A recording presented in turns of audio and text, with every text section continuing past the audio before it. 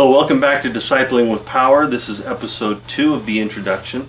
I am giving the presentation to Chad so that he can have the opportunity to hear what I'm offering and make of it what he wants. And so Chad, we're going to start off with a very simple question. Okay. In general terms, what is a disciple? A follower of someone else. Okay. What does that mean to you? Someone who's devoted their life to that person, such as disciples of Jesus Christ.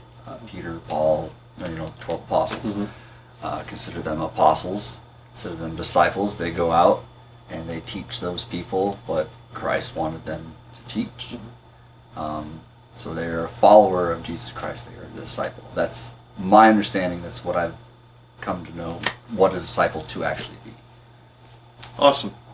And you're right, and it's interesting the way you describe that too. So the word disciple comes from a Latin word, discipulus, which translates in closest terms to English to pupil or learner. But that is not an adequate description of a disciple, especially the way you just described it. Okay. Some other uses of disciple historically, if you go to a college and you take a course at a college, those are commonly called disciplines, because you're studying in a specific field and you are considered a disciple of that field, technically, because you're learning it and you're a learner. So that kind of follows that simple term of you're a learner of this thing.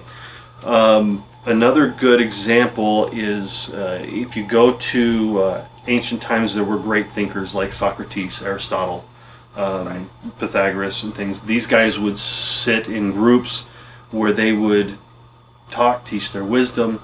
The people would ask them questions. They'd discuss things amongst each other, and they were the people who sat with them and learned at their feet were considered disciples of them in those things. Martial arts is a fun one to consider, because you'd have somebody who's a master who's proven himself, usually through combat, that he's a master of a specific martial arts form and style, and will...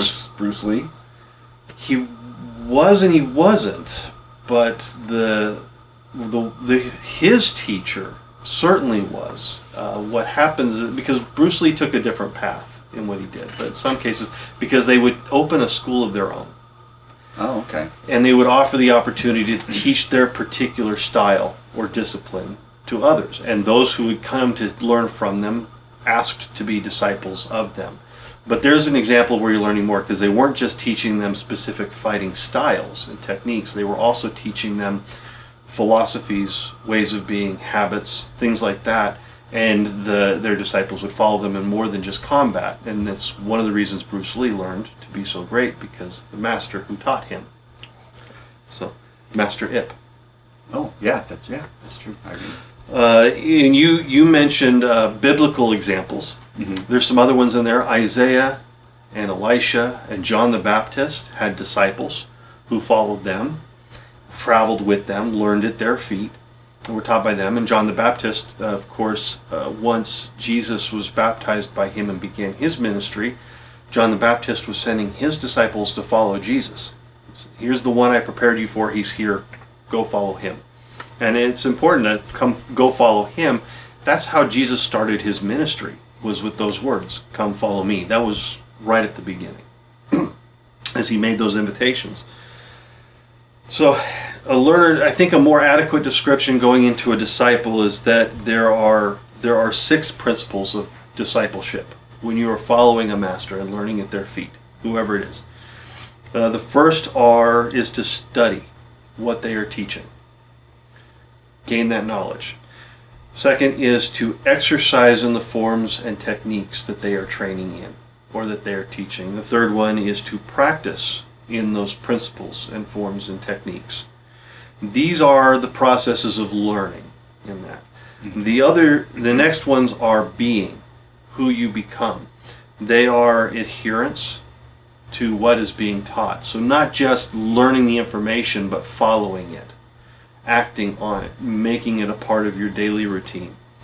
Emulation, that you are emulating and copying the master who is teaching you, often becomes a part of that discipleship. And finally, sharing. those who were disciples of any of those masters would go and share with others and invite them to come and learn also, so that they could gain from those things or whatever it is they were gaining. Right. So those are the aspects of being a disciple. Now, presenting it to you in that regard, is there anything else that comes to your mind about being a disciple and what it could mean?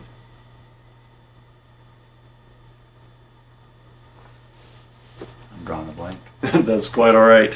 But keep in mind those 6 principles, because we're going to come back to those as we go into other aspects of discipling with power. That for your learning is study and exercise and practice. Practice is also a part of being, and being is also adherence and emulation and sharing.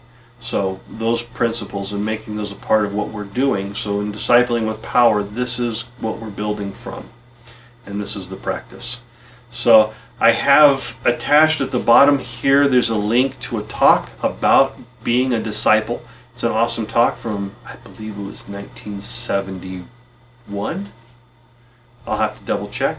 But take some time and either read or listen to that presentation, that talk, and you'll see some of what he teaches is here and included in that as well.